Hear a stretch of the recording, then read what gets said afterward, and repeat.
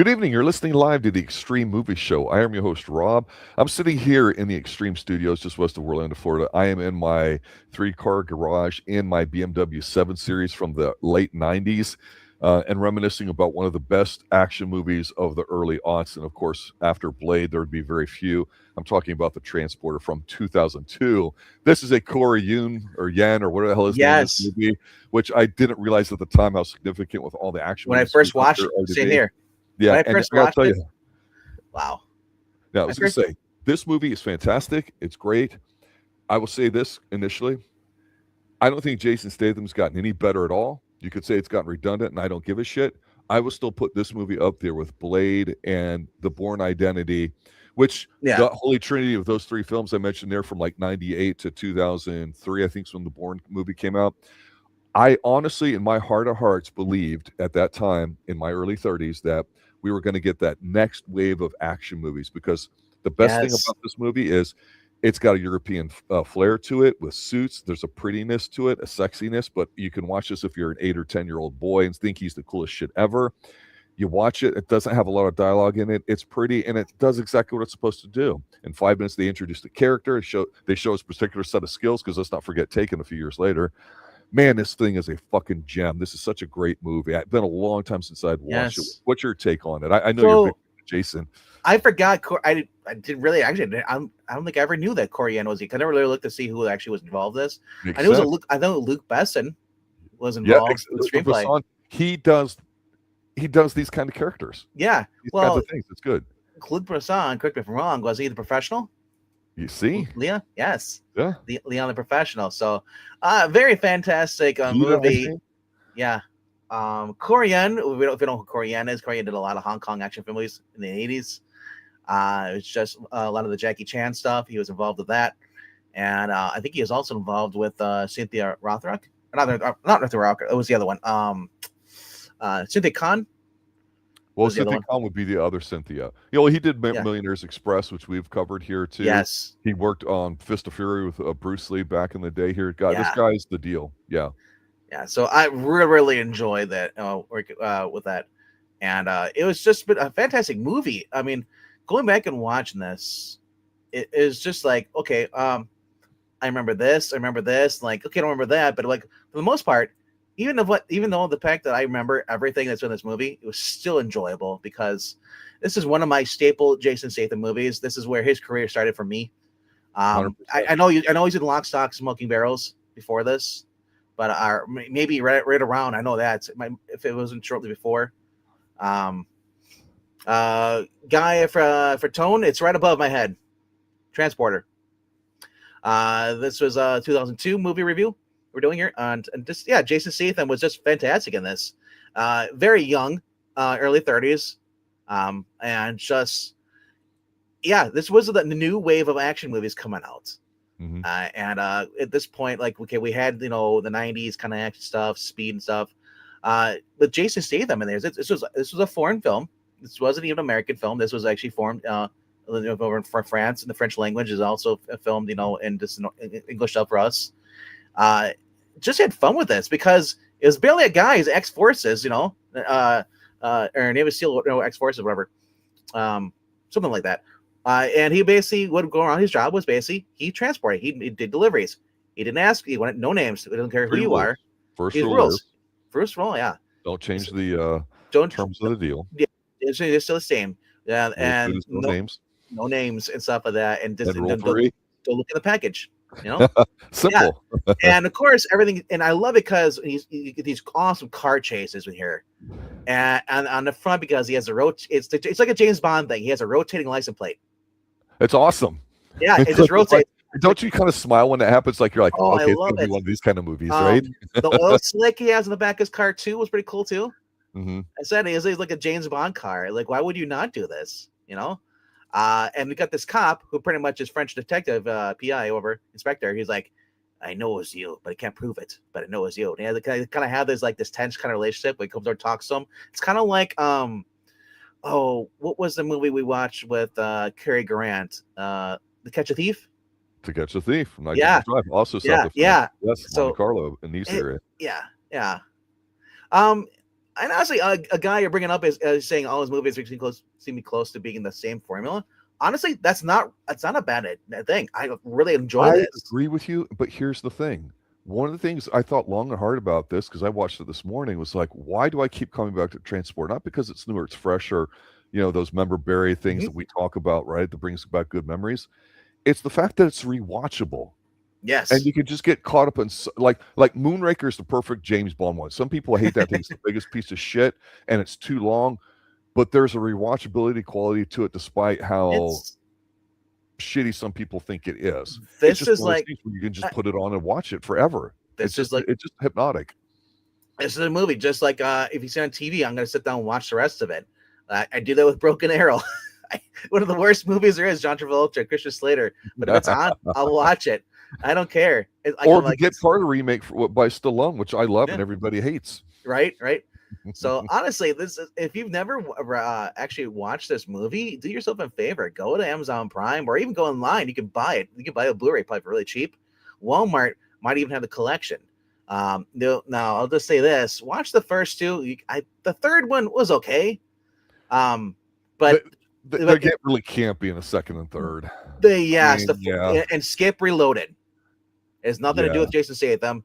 Jason was busy doing, I think it was Expendables or something else, so he didn't have time to do it. So they got a new guy, and it just felt weird. I will say this, and I think this might be controversial. I think I mentioned to you briefly and texting or whatever, and I think it's going to be a hot take. Luc Besson helped with Studio Canal that does a lot of these European type films. He helped produce 2 seasons of a television show based off of this IP called The Transporter. Yeah. Second season I wasn't really much of a fan of, but the actor was on a season of Dexter and some other stuff. I think guy's name escapes me.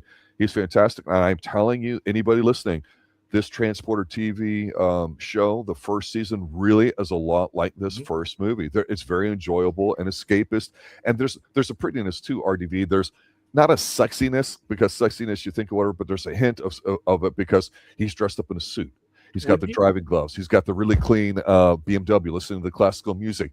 The second one, it's, hey, wait a minute. I just, press my suit. Let me take my jacket off. And here it's like he pulls the over and he's like, hey, I just treated the leather. If you're going to throw up, do it out the window. There's cute stuff in here. Like. Yeah. When that show came out, though, I got to ask you, were you really interested in watching it? Because honestly, from when I first heard about it, I was like, well, it's not Jason Statham. He's the character. It's like replacing Rocky. I wanted to try it because at the time, and we're going back about 20 years, I think this is a great question and probably content for another stream, is that where do people take a movie and lose it for television? It might not be quite the same conversation as, say, Fallout is, because that's a game property to television. But how do you take something that's and has an audience and has a particular style to it that you can instantly recognize, like The Transporter, and make it work? That's and I was so hard to see if it would. And I'm telling you, I think season 1 did. The actor, I'm gonna look him up right now. Yeah, it is. Yeah, and I'm gonna say it is hard to do that, especially if you're doing it where we have a beloved character. Now, I would say if you're gonna do this, have a different character, and we can still do things kind of from. Yes. And it's also hard too, because when you have TV shows, they try to make them in the movies, they lose all of that extra time they have to develop, the character and stuff, and have to pack it into a 2-hour movie.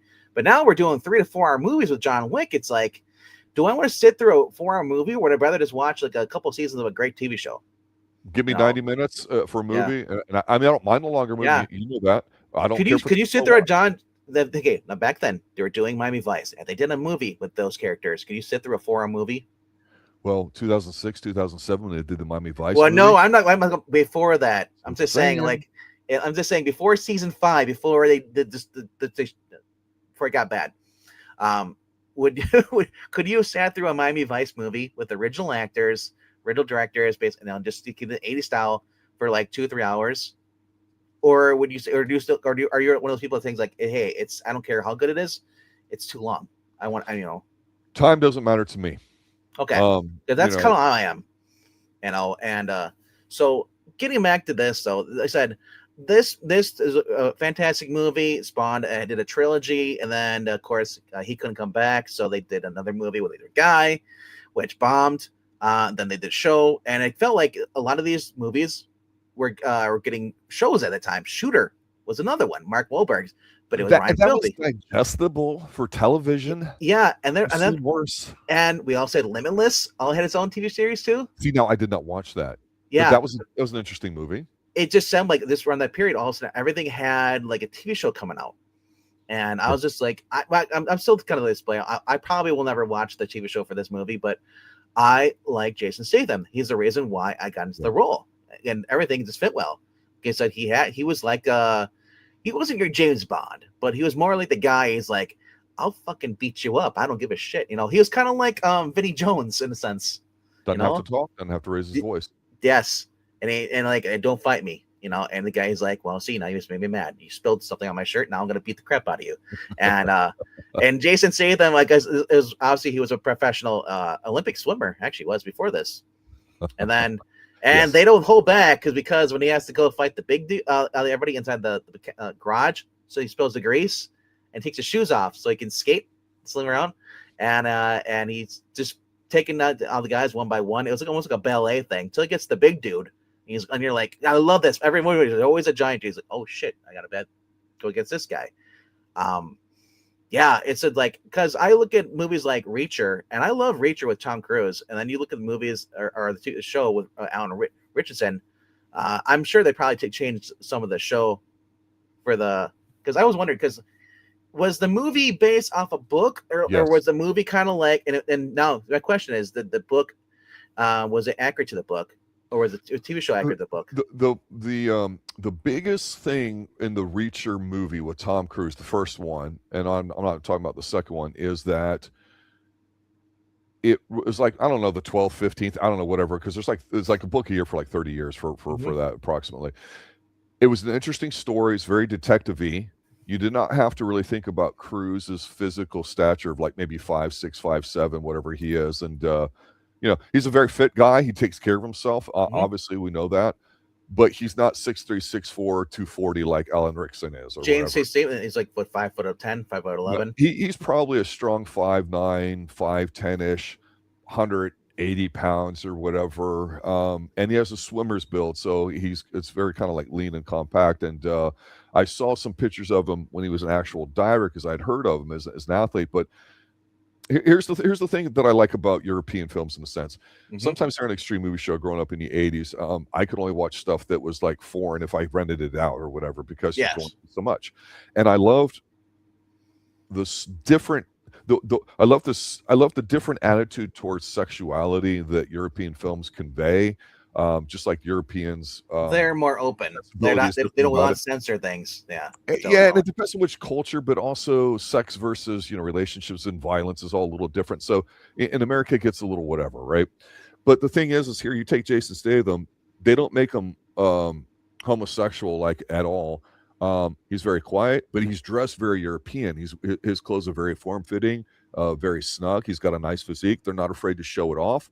The Asian lady in here, she was one of the first ones in here that I assume she was a big name in China, but in China, you have to be very careful. Shu Qi. Shu Qi or Qi or whatever. Yeah. She's very pretty. She takes well to the screen. She's really petite.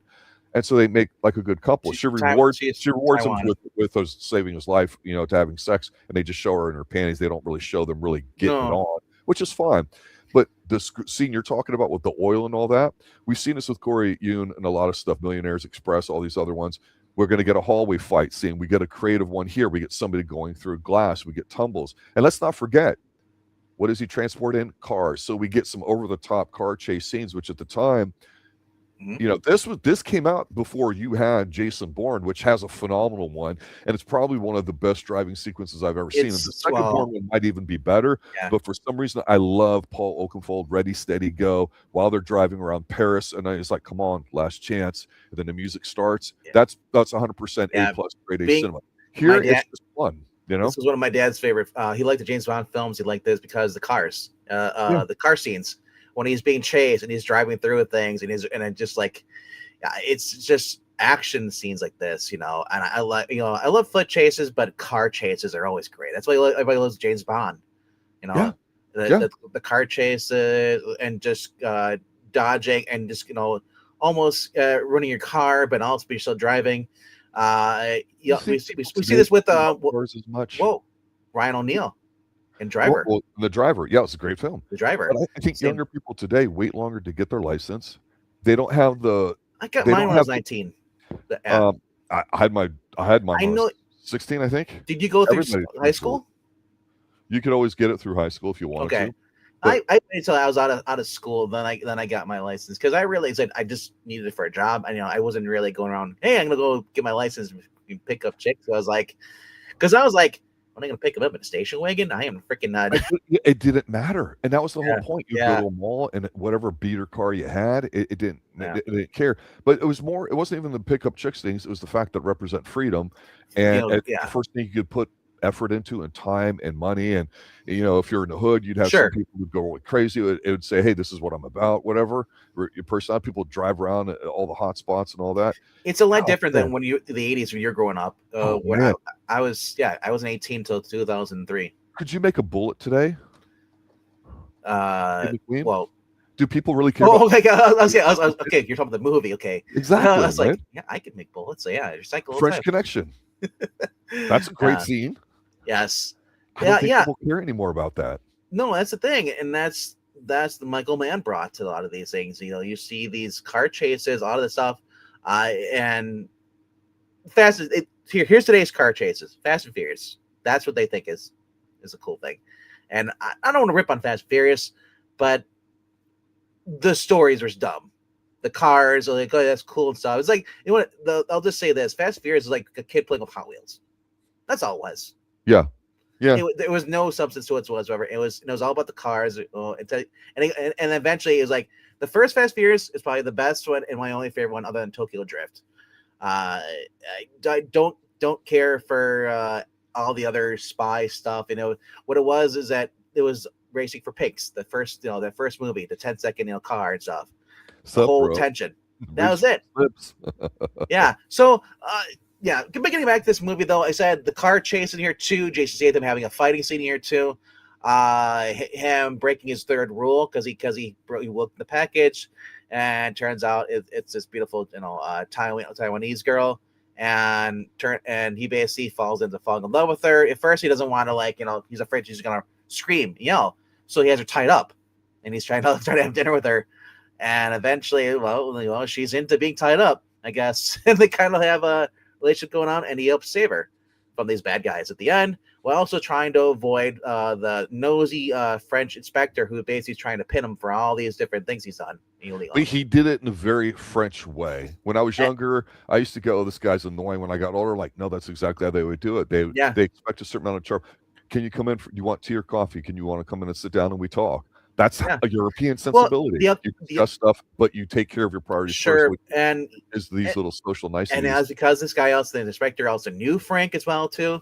He's like, he's from Milan and stuff. He's basically kind of like a father figure to him. Inspector Tarconi, played by François Berléand.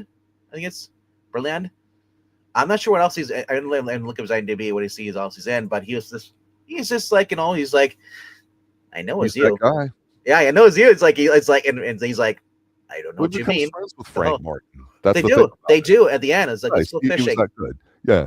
Let's go yeah. And the inspector at this point, he's like he doesn't care yet because he just wants to go fishing too. He just want to be disturbed. Well, that's also very European. Work your 35 hours a week, have your 2-3 months off, and because when you're 50, 55. Yeah, I don't blame them. I'm serious. That's why we have in Europe. They also weeks and everything else. They also this guy probably realizes that Frank's not a bad guy. He's not going around pushing drugs. That's the whole point. Yes, and I love it. It's there from the very beginning. Once he realizes he's a good guy, he still has to do his job. Frank knows that they have that little speak like when he's like, would you walk with me for a minute, Frank? And he's walking up, and then they talk about everything in third person. It would be a shame if blah blah blah blah blah, but you wouldn't know anything about it. We've heard all this stuff before, right? But you're like, okay, I dig it. I want to talk for a minute about something that I really, really dig, because I've said this a lot of times before, and I think we have a certain agreement, not that it's an absolute rule, but the idea is that, in sports sometimes or fights, we say matchups make the fight. Not two great guys, but two different guys. Two best of the best, but different. One's a striker, one's a counter puncher, whatever. So here we have a bad guy. We found out it's an international bad guy, but like everything else, going back to the 50s, 60s, probably ever since there was action films, you got to go up the boss chain. So the local French boss guy that we deal with, he's horribly dressed in that he has two very bold pin patterns on his shirt and at whatever. You don't make the same pattern underneath shirt and top shirt, but whatever. But you've got the really loud handkerchief and all that. It's a little European whatever. But I like it because he's the bad guy because he squints. And when Frank comes up to deliver him, he knows he's the good guy. And it's like, oh, that's right. No rules. I forgot. And he's like, Yeah. I like this guy. And then later on, he's like, I like this guy. Wait a minute. You deliver this. And it was a bomb basically gonna like take him out to cover their tracks because Frank did follow his own rules. He delivered the package. It wasn't until the bomb blew up when he was getting a drink off the side of the road that he went back to kick their ass or whatever. And then turns out now I'm gonna save her and go up the food chain until he finds the Asian baddie.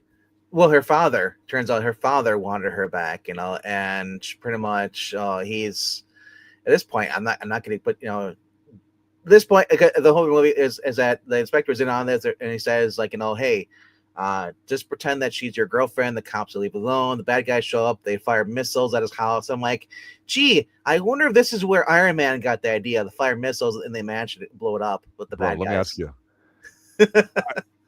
I've been to Europe. I've been to the south of France. It's not a flex. I was there before 9/11. Yeah. Things are different. Being honest.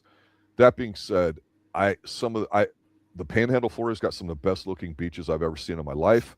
My wife's been to Hawaii. She says they're beautiful too, but they're different because of the volcanic. They're dark, whatever. Mm-hmm. Some of the weather and the food and everything in the south of France and Spain and that whole coast area is fucking fantastic. I'm watching this movie while they're driving around the first 5 minutes and he's zooming through. And even the simple physical stunts of like him going down the Palisades right next to the beachfront and the guy has to run between two pillars and just little things like that. It's stylish and it's like, but like I said before, and I thought your reference to Catch a Thief was perfect in that not only they're both south of France, it's you get to see all this in the background, the Mediterranean sun. You're outside. It's not like you have a death claw that's CGI created and it's in the dark in a TV show called Fallout that we just recently reviewed here, episode 4, season 2, ladies and gentlemen. Shameless plug there. It's not shameless at all, and I feel great talking about it. But here's the thing: that's what makes this movie, I think, really rewatchable because it's fun. It doesn't take itself too seriously, but it's going to be competent. It's not sandbagging, right? He's a good-looking guy. He's got a nice physique. What's there to be afraid of? Any excuse you can, RDV. And this is how I grew up. To take your shirt off, you take it off. If I recall, he's not using any guns in this movie too. He's not trying to. He's not trying to. He does a little bit, but it's not like John Wick, right? Because the guy, he pretty much knows how to disarm people and stuff. Being in foreign special forces with the British special forces, so he knows how to do all that stuff. I love it when they basically go to blow up the house. He runs, takes her to a little patchway underneath the. Is it overkill? No, maybe, but come on, that's a sick bachelor crib, bro. Tell me, it's not overkill. Party was a guy to sit there and go, hey, that's what I need to work my life for. This guy's in his 30s or 40s, maybe the character. Maybe I can have a bachelor pad like that. If you remember, back in the 60s with Mission Impossible, when the guy would get everybody together to pick his team, he was in a swinging singles bachelor pad. It was a sick crib. The mechanic. He had been emphasized not to appreciate really fucking cool man cave. And I hate to say man caves because a man's castle is his cave. It's not the fucking room the lady lets him have. That's bullshit. But that I'm looking at that going, this is absurd and totally European. And I love it. I'm sorry. End of rant. I'll just say this: I don't need a man cave. Just leave my garage alone. Otherwise, you're parking outside. It's like you can have the house. I just want the garage. If you want to be expect me working on stuff, leave my tools alone. Don't touch them. Don't even look at them. It's like but high octane adventure, fun stuff. Beekeeper was a fun, as Jim points out.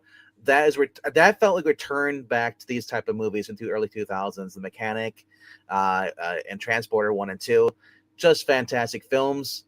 Even Mechanic number 2 was really good too. I like that one with Jessica Alba.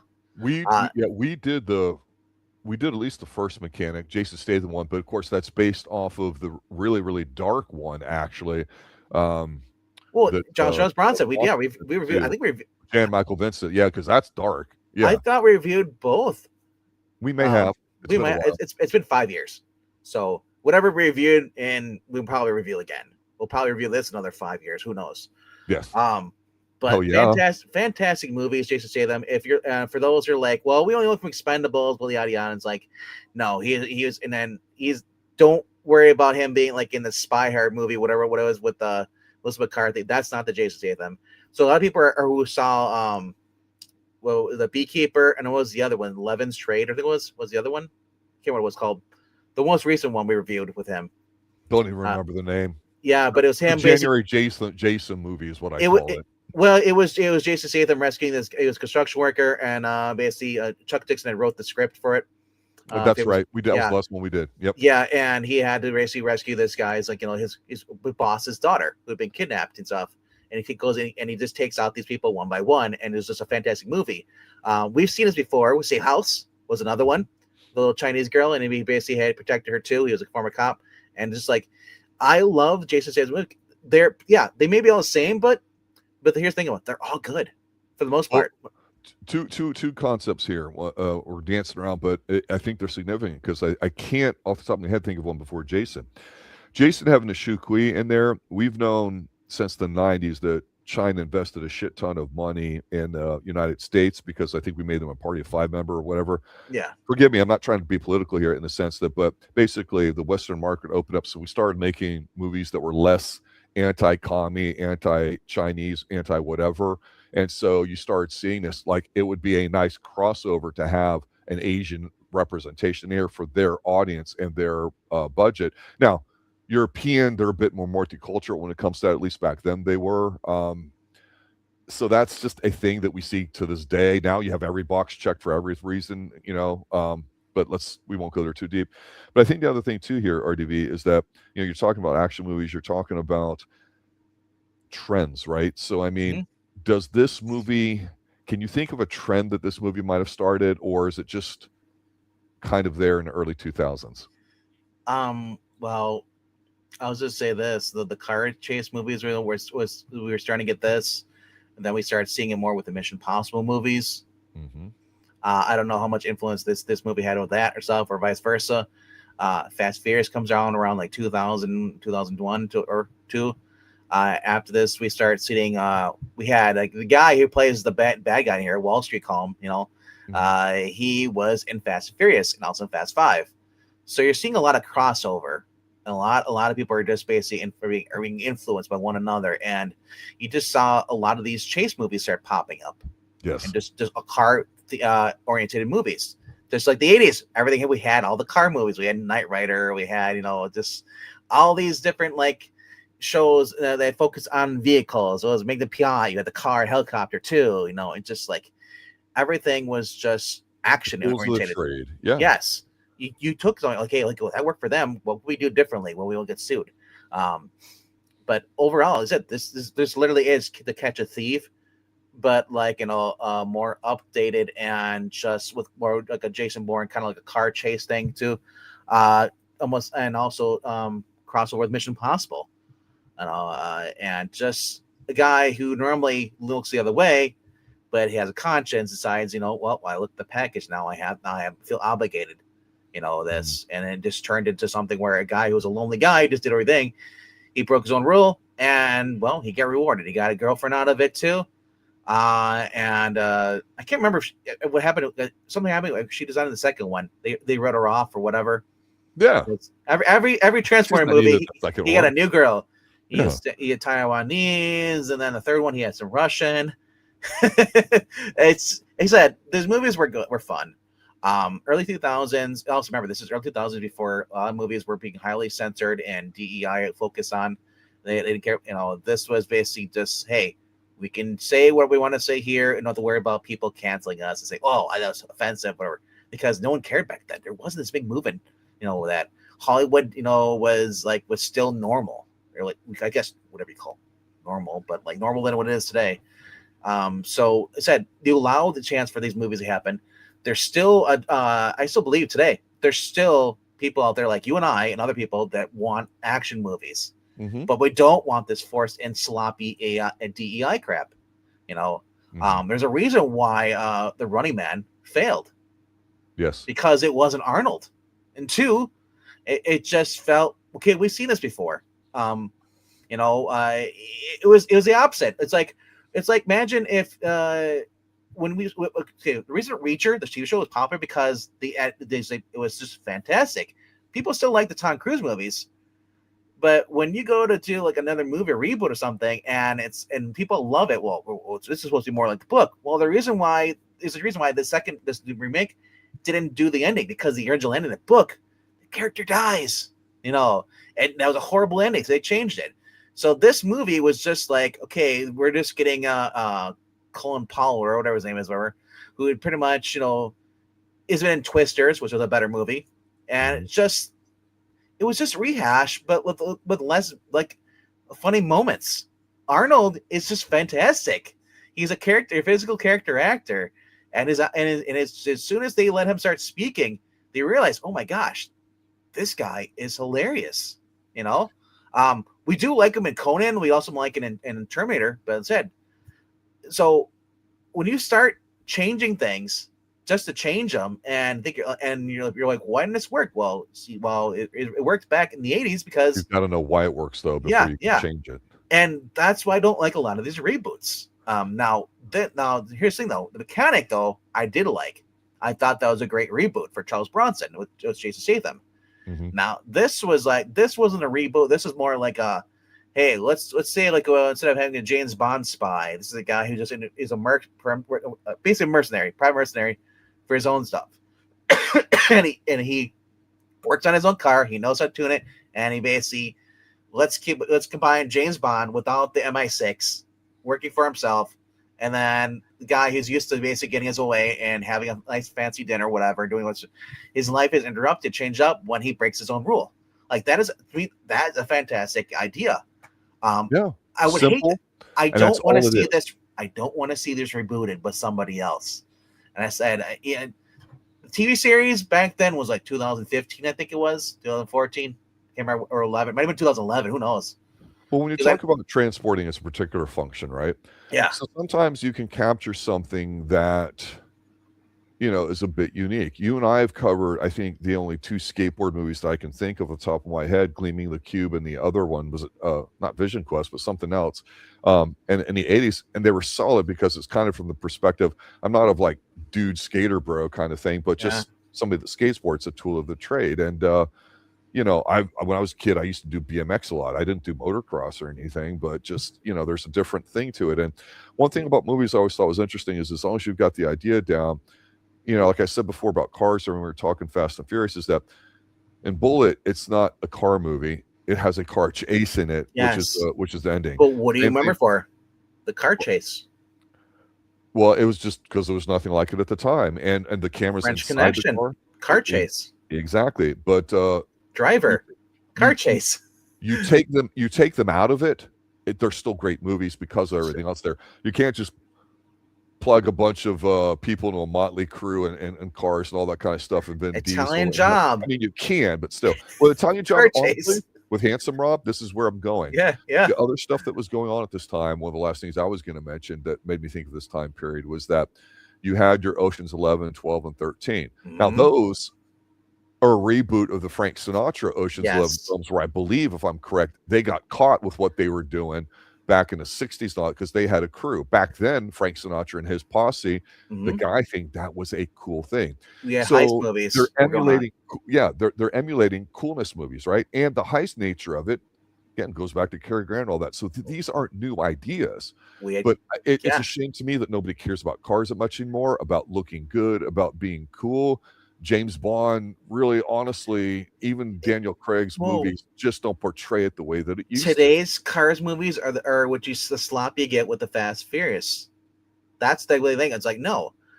If you want a good chase, you look at what we had with Mission Impossible. Now, not everybody likes the Mission Impossible movies. People don't like these are kind of far fetched, kind of boring, whatever. And I'm thinking like, just go back and watch your dramas. Get out of here. You don't belong in this genre.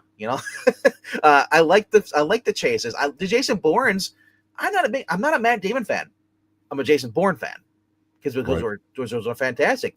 The first movie And is so good, bro. and you can take any actor, and if it's a good script, believable, you can turn that actor into that action movie actor. I It's just actually liked the last Jason Bourne movie in it that didn't have him in it, but it had the Mayor of Kingstown guy in it, the one that had the accident, because it was about how they became it, which is fine. It was cool. It was about the drugs and everything else there too. It's kind of interesting how you can create a universe just off of a good idea. Yeah. Yeah. Jim's saying that, to be fair, the most of today's cars suck. Yes, majority. I was honestly, dude, I was so depressed. I was driving to go get some of the food order earlier today, and I'm driving. I'm looking like the parking lot. I'm like, oh, there's a truck there. Like the kids know. There's a car here, old car. And then look at all the crossovers. You can't even tell which is a Mazda, which is a Toyota, whatsoever. They're all the same looking. It looks like the little cars you get from the kids, your toy cars, the little people. Remember, they all look the same. I said that's our future, and that's them trying to make everything all socialist crap. Here's the thing. When you know, when we review Columbo and older shows here, I like to point out some of the old styles and all that kind of stuff and cars and whatnot. Muscle cars, I can't blame because we'll talk weapons too when we see them, right? I cannot blame car manufacturers for making what they want because the government interferes with their ability to produce by regulating. There's regulations on cars with this and that percentage of yours have to be that. States do it. It's a big convoluted thing. So I blame the government. Back when we had Gus Gullers and all that shit back in the 70s, you can go watch. If you're like me, and I'm a big John Carpenter mark, everybody knows that I shill that out. If you go back and you watch Escape from New York, right? We just talked about the Pimpmobile. The Pimpmobile, the guy. But I'm telling you, if you rode in a Cadillac all through the 70s and the 80s and to some point in the 90s, you knew you were a fucking grade A sweet ass ride, and it was also a statement that you were rich. And it was just a chill car. You were in it. It was big. Yes. And you had varieties, right? You could have a little Japanese car. You could have a little fast thing. You could that's have the thing like too. Me, I look at cars. You don't have any variety. You had an identity back then, day. So if you got a car like this, you were driving around in was it a Yaris or a Yugo, whatever it was, you know? There's both. Everybody knew, like, well, okay, this person is either like, you know, environmental person, you know, or like a Subaru. So Suzuki Swifts, you know, and just like, then you had the station wagons. Okay, station wagons, because that person probably has a family. Everybody has a minivan. Mobile. Yeah, but here's the thing, though: the cars were an extension of your social status. You had a caddy, you were rich, or you were faking being rich, and you lived in your car. Those are nice. They're made luxury, everything. So it made a statement. You know, just like today's now. Everybody who drives now, I have a crossover. The one I got I have a Mazda. It is nice. I do like the features on there, though. But it's boring, right? It has no character. Dude, I miss my 96 Dodge Avenger. I got it from my friend for like $300. It was rusting out because my other car got rear-ended by somebody in a Kia Soul, which I still hate. Kia Soul cars are the hamster cars. Yeah, destroyed my. I had a nice car before that. But my point is that you watch these movies, you know, today, and everybody has the same car, so it's like you're gonna pull up, hey bro, what's up? And it's like, oh, you have a McLaren, whatever it is. Like, okay, that's great. You have a McLaren. A lot of people have McLaren because you have a Corvette. If you don't have those, you're poor and you're driving a crossover or an SUV. SUVs are going away. A lot of them are becoming just ugly crossovers. They're like the Chevy Blazer is now the crossover vehicle. You know, truck, is it a car? We don't know. It's something. It's crossing over. We'll say with you. My point is, you watch these older movies, you watch these cars. I love. You could take these old cars. He's driving an Audi in here, I believe, right? Audi or and he's got a Beamer or Beamer, yeah. Like those were known probably because they're but those were the cars known for luxury cars, but also had a lot of horsepower. You know, so if you need your luxury, you're driving those, especially in Europe, those what you're driving, Audi, you know, what you just said before, and just they're great. Ford Lightning, what the Chevy Volts, those are great. Center Fire. Here's the thing, you know, I do some trading on the side, so I've been interested in Ford, right? And I've had older cars, and like you, I've bought cars off the side of the road. Nobody will believe me when I sit there and say I got a 71 Firebird with a 450. Do you flip them? I had before when I was younger. I don't do it now, but because it wasn't much to fix them up.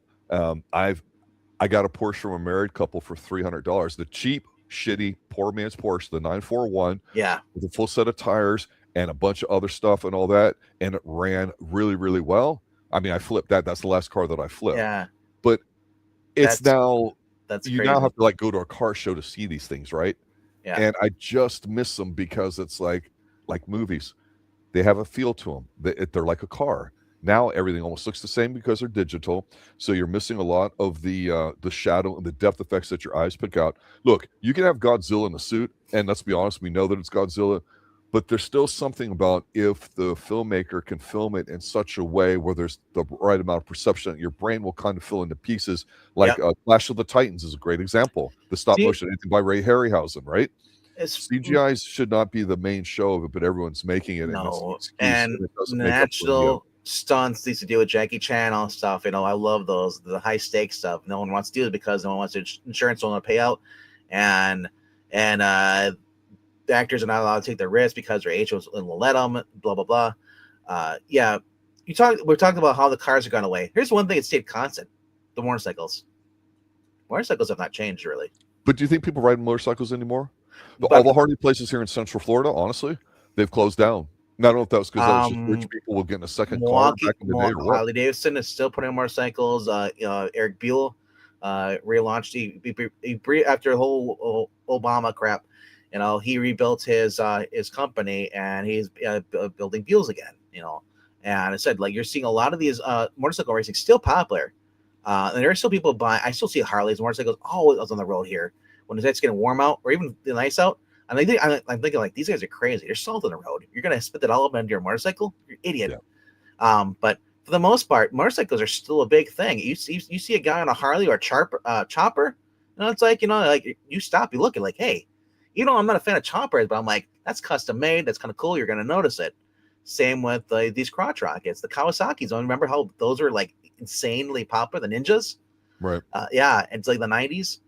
Yeah, and honestly, when I pop is when I see like in the Mission Impossible, because he was riding the motorcycles, because you can get around town with them. Jason Bourne doing that stuff, and I love motorcycle chases. I love car chases, but like I said, if I can't get the nice looking car chases, give me a motorcycle chase, because there'll always be motorcycles around. They're never gonna stay.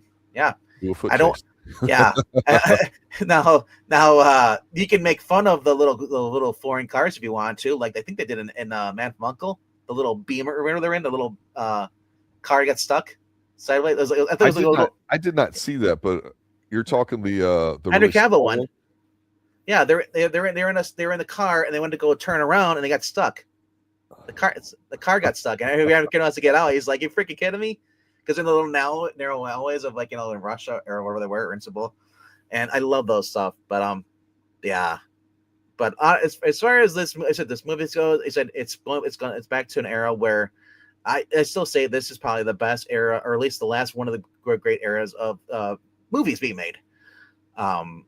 Said there was no heavy censorship, there was no pressure. You cannot do. You had a story, and the fact that it was written and basically all done by Luc Besson. Luc Besson paid and everything for everything. He financed this all on his own. Yep. And he released it outside of Hollywood. Had this, I'm curious though, at this time, had this been released in the United States and made in the United States instead of in France, I think it'd be a totally different movie. I don't think it'd be as much action, because we've said this about when it comes to 80s action movies. You know, the Hong Kong ones are way different than what you've got in the American side. You've always pointed that out, and I agree with you. The more we watch these films, and the more I watch today, is a lot of CG and a lot of stuff. Especially the Hong Kong action movies we watch today too. Even the 2000s, there's still some CG in there, though. But it's a lot of it's all about the martial arts, and the stories are still good. I think they are, and that's one of the things that they have over Hollywood right now. So the reason why a lot of people are watching K-dramas or anything else foreign that's not American, because Americans have become all about, well, who's gay and who's sleeping with who? Like, no, and it's nothing to do with the story. The whole story is just basically like, I'm coming out, and I'm like, okay, that's great. I don't care about that. It's an action movie. Like the very famous show that everybody wants to Yeah. support but really Yeah. secretly hate. The title is called A Um, Stranger's Thing. yeah. Game Freakness, what's up? Asking 1 through 3, which is better. I do like if you're talking about the girls, I do like the redhead. That's in the third one. But first movie has always been my favorite. I said it's the first introduction to the character, and also my first introduction to Jason Statham. I watched Lock, Stock, and Smoking Barrels after this, and I think he might have been in Patch or Snatch. Snatch. Yeah, sorry, I was gonna say Patch Adams. That's a different thing.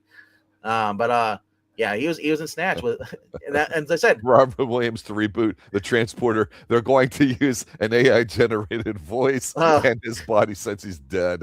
It's that they're gonna combine the two. Which one is better? I got to go one. But here's the thing. Yeah, I really, really love the Miami setting. True. That's our most European feeling kind of city here in the States. Definitely here in Central Florida. Well, South Florida. I'm a Central Florida guy here. The location does make the movie. And I notice that's why you see a lot of these Fast and Furious movies are done overseas, and they're not really done in America, because a lot of the world, even though they're like they're third world countries, but they still have beautiful, untouched kind of things, backgrounds. France is still kind of looking good. Now, I'd say the current day France, though, when you see all the, they're starting to look like San Francisco, shit everywhere. No, thanks. But back then, it was always done. That's why I loved about the James Bond movies. They're always done. We was traveling the world and you get to see different sites and stuff. And it's just a fun movie overall.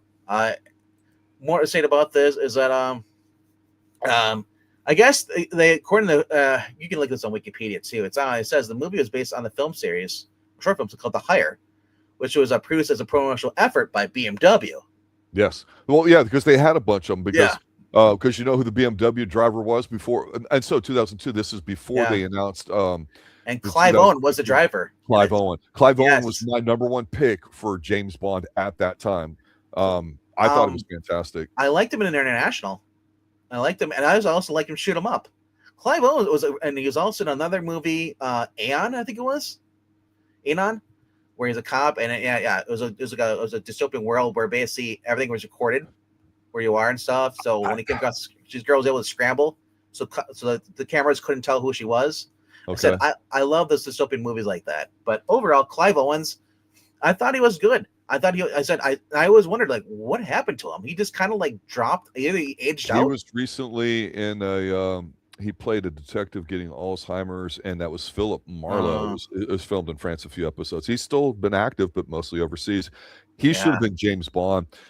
I wonder how the writers would have shit on him, though, just like they did Daniel Craig. But Daniel Craig apparently has had a lot of influence on all the movies, especially since the first one, for a lot of reasons, for better or for worse. But yeah, Clive Owen was the man. So if you're gonna look for this movie, try to get the ones that were not solely get the uncut ones.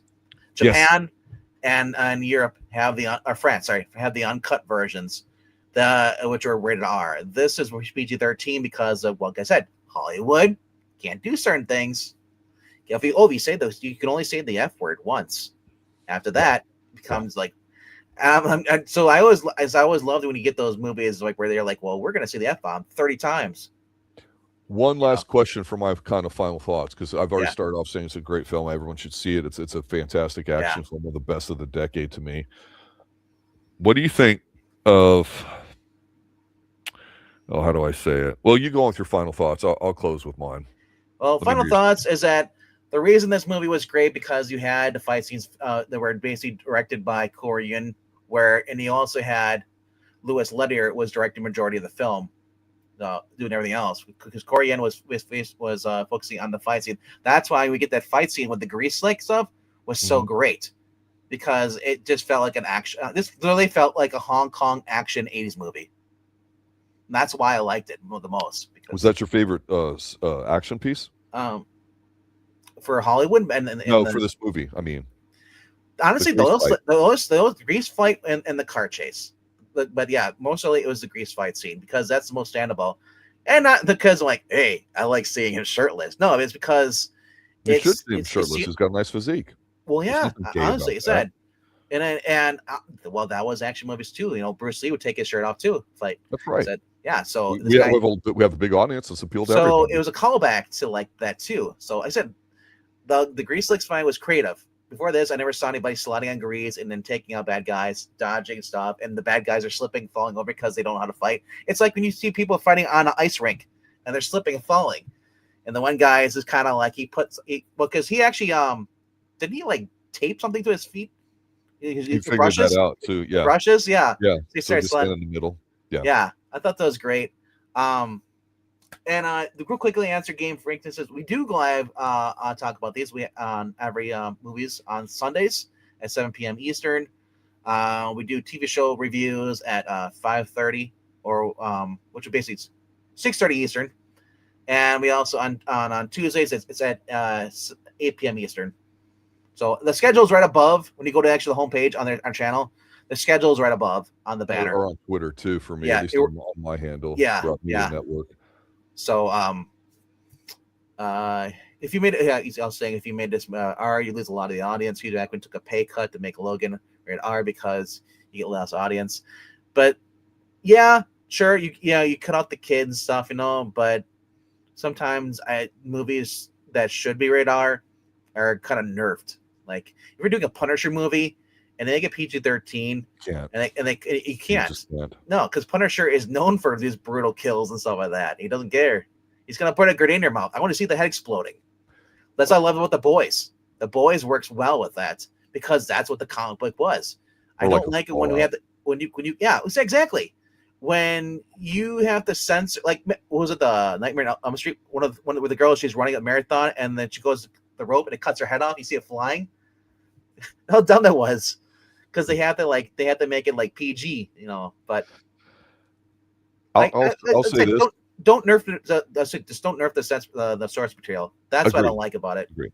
Now, the last final thought I have here too, and I'll just share with you because we kind of talked about it a little bit here too. But Sure. During the holidays, we usually talk a little bit more horror and stuff like that, stuff that maybe you don't care for as much like I do because that's my favorite. But we always agree that we like to go back and do old movies, classics, Humphrey Bogart's, Robert Mitchum's, those sorts of things. And then we do Christmas movies, which are not my favorite, but we go through holiday type films, right? So to me, one of the things that came up, and you and I had reviewed recently with Eric Brain, a longtime fan of the channel, he likes to come on with us occasionally, and we did A Touch of Evil with Orson Welles. Orson Welles made probably one of the movies that for the longest time people consider was the greatest one, where he says Rosebud at the end and all that, Citizen Kane. And one of the knocks, if you will, on him was that he made such a great, perfect movie his first time out, whatever, that no matter how good he was as an actor, writer, director, everything talent-wise, everything went downhill from that because you can't improve on like A plus, right? I'm not saying this in a negative way at all about Jason Statham. And I mean, I could argue that if he died 10, 20 years ago, we'd still have the best of Jason Statham. That's the point I'm trying to make here. So he hit a home run with this movie. I think it really helped because Luc Besson's touch and cast him in it. Maybe I don't know if he feels like it's beneath him why he would never go back if they relaunched it. I would love it if he did like something. He doesn't need to. He's making money hand over fist, does what he wants. So I'm happy to watch his films. He's doing Shelter. I'm a little disappointed only in that I liked him so much, and like one of the gentlemen said in our comments here earlier on in the stream, is that he's kind of aging out of it a little bit too. And I wish we could have somebody come out that could do this, because right now love Reacher, but let's be honest, each Reacher book is exactly the same thing. It's a story, same template. Don't mind it at all, but they intentionally chose the stories where they could have a multicultural cast to do it in a diverse thing rather than focusing where he's just one-on-one for the most part. Still a great show. We like it. But I don't think Alan can do, it'll be way too expensive. They're spending like 5, 10, 15 million an episode. That's why some of these seasons are getting shorter on all these shows. That's why they can't do 20 seasons of it if they wanted to. They just can't logistically. Yeah. And we need another action person. We do. And I'm feeling a little sad right now saying that, but it's true. Well, it's 2026 and this is 2002. Glenn Powell could be the action guy. It's just that he needs the guy that was in The Running Man. That Glenn Powell, I think it was. I can't remember what his name was. Guy who's also from I said he's in the new Running Man movie, the new star. He's 40 years old. He's 37. Yeah, but the problem with him is he does cute shit, and you can't do that if you're an action guy. The only other person I could think of that I really would wish would have done more action stuff after watching him in Blade Runner 2049 is Ryan Gosling. He did the Gray Man. Yeah. And I don't hate Ryan, but I don't. but I love also think we need another. better than what he is. I just don't know. We need another Michael Dudikoff. That's what we need. We need another casting call. Where is Canon Films? We need some hunky man meat that's under 30 that can do this in an old school sort of way. I agree. I mean, it's hard to find them these days, because they're not. When they do find them, they're looking for specific things, and it says they're not really looking for action movies. So you could still do it. There are still some Japanese or even Korean martial artists. It's just that they don't want to put the money behind it. I would have loved to see we had Jet Li with Jason Statham in that one movie. I think that was War. Yeah, but I need more movies I need Crank. The first one was just Crank was fun. yeah. You look at Cellular. That was another one. That was another one too. Yep. Just stuff like that. It's just Ghost of Mars. Just let's go back to the 90s and early 2000s movies, and just let's look at what did well, and let's keep going. Killer Elite was another good one I liked while he was in there. That was 2011. What was he also in? Jason Statham also did the weird one called In the Name of the King. A Dungeon Speech Tale. Yeah. I think Rob Lowe was the bad, or no, I'm thinking it was. I think Rob was a wizard in one of those movies. It might have been Your Highness. I don't know, but yeah, the action star has been dying off for a long time. We need to get some more people in there. There are some younger people who are trying to step up. We have the Kingsman guy who played Eggsy, was doing pretty well. But yeah, if you want gritty action movie stuff, we need to start bringing in some of the younger people in there. It will do this further in 2026 or on these. But we're gonna end it right here though, because I do have to go do another live stream, and Rob has to go do his Rob things. Market's getting ready to open, sir. Got to go check something. The new one, Shelter, looks really good. Well, it looks really good. We'll be reviewing that. Absolutely. Yeah. Working Man, I actually liked that one. I thought it was pretty good. But Beekeeper was better, definitely better than it. But I will end with this. I did go see. Finally, I didn't mention it to you already because I know you'd throw up everywhere. But I did see the second or third best when animals attack. A movie of all time. The shark one. No, I'm trying to keep a straight face because there's Shakma. Then we reviewed. Oh, you watched the ape movie. Primate. Yeah, so I got to think about that. All right, everybody. Good night. Thanks for watching. What was the other one called? Lucky. Link. Yes. Yeah. Go check out that movie. Yes, from the 80s. Later, guys.